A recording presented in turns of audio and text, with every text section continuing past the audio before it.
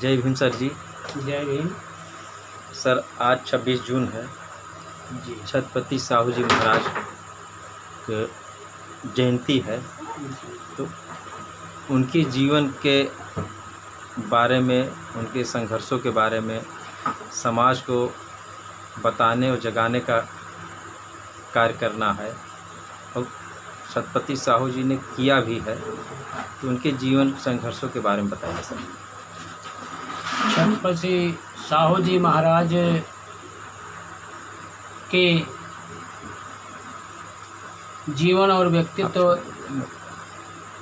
एवं कृतित्व के बारे में निश्चित रूप से जो है समाज को जगाने और बताने का कार्य करना चाहिए। इस देश और समाज में तमाम महापुरुष पैदा हुए, उन्होंने अपने कृतित्व से समाज को नई दिशा दी है।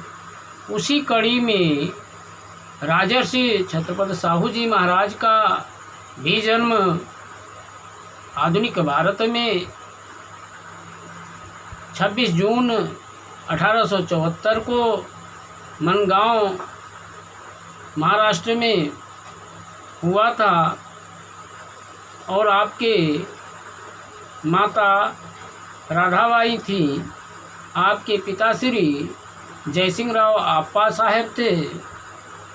1874 में पैदा होकर के उसके बाद 3 साल के पश्चात आपकी माता का निधन हो जाता है और आप की देखभाल उसके पश्चात आनंदीबाई ने किया, जो राज परिवार से ताल्लुकात रखती थी, जो निसंतान थी, और उन्होंने जो है इन राज परिवार में जो है अपना करके फिर युवा काल में ही राज परिवार की सत्ता सौंपने का कार्य होता है।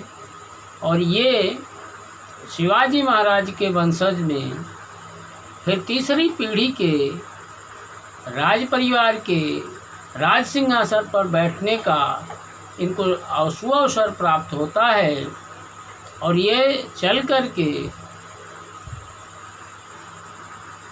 अंतिम दशक में, 20वीं सदी के अंतिम दशक में और 19वीं सदी के अंतिम दशक में और 20वीं सदी के प्रथम दशक में आपने जो महाराष्ट्र में अलग जगाई समाज सुधार किया, वो केवल उस कुर्सी पर पहुंच करके और राजा ही नहीं, सामाजिक सुधार में आपने अपनी अग्रणी भूमिका निभाई। सबसे पहले तो मैं कहना चाहूँगा कि 2 जुलाई 1902 को जो वेदोक्ता विवाद हुआ, तो उससे पूर्व सबक लेते हुए छत्रपति साहू जी महाराज ने मानवता के अस्मिता की रक्षा की और उन्होंने सामाजिक बुराइयों में, जातिवाद की सामाजिक बुराइयों को मिटाने का जो है भरसक आजीवन प्रयास किया। और उनके द्वारा जो मुख्य रूप से जातिवाद की जो लड़ाइयों में जो वेदोक्ता विवाद था, जिसमें जो है निश्चित रूप से जो है अपनापन नहीं परायापन दिखता था, जिसे समाज को जो है एकता की कड़ी में बांधने के बजाय वहाँ भेदभाव जनित समाज का गठन होता था।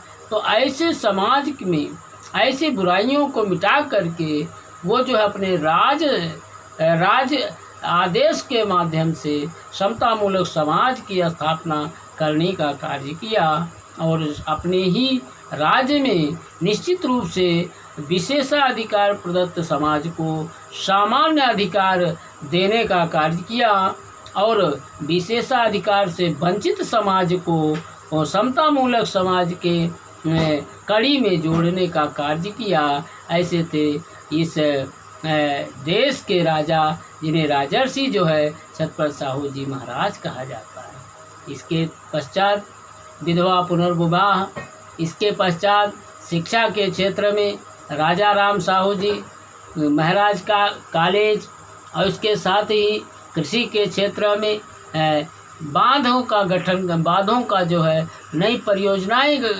बना करके अपने राज्य को जो है समृद्ध बनाने का कार्य जो है छत्रपति साहू जी महाराज ने किया, जो निश्चित रूप से जो है उस समय से आज भी जो है हम उनके कार्यों को याद करते हैं। आपको जो मुख्य प्रेरणा मिली वह जो मिली, आपने ज्योतिबा फूले को अपना गुरु माना और उनसे शिक्षा प्राप्त की।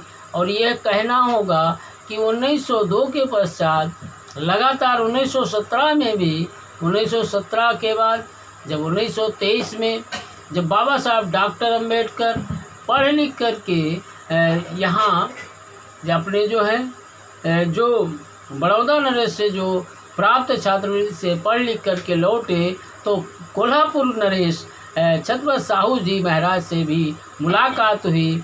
यहाँ भी उनको जो है जानकारी हुई और जानकारी होने के पश्चात बाबा साहब डॉक्टर अम्बेडकर को मूक नायक पत्रकारिता के लिए और जो है पत्रकार होने की वजह से उन्होंने काफ़ी कुछ सहयोग किया। और सहयोग जो है कम से कम 5000 जो है मुद्राओं के साथ था। 2500 से 5000 मुद्राओं को दे करके उन्हें पत्रकारिता के में सहयोग और अन्य सभी सहयोग जो वाजिब थे बाबा साहब अम्बेडकर को ससमय प्रदान किए। ऐसे थे महापुरुष। उन्होंने जो है यह पहचाना था कि टैलेंट कहाँ है, और बाबा साहब को जान करके उन्होंने जो सहूलियतें दी थी, तो उसी का जो है नतीजा था कि बाबा साहब ने जिम्मेदारी पूर्वक समतामूलक समाज की स्थापना में भी अपना जो है इस देश के प्रति जो है योगदान दिया।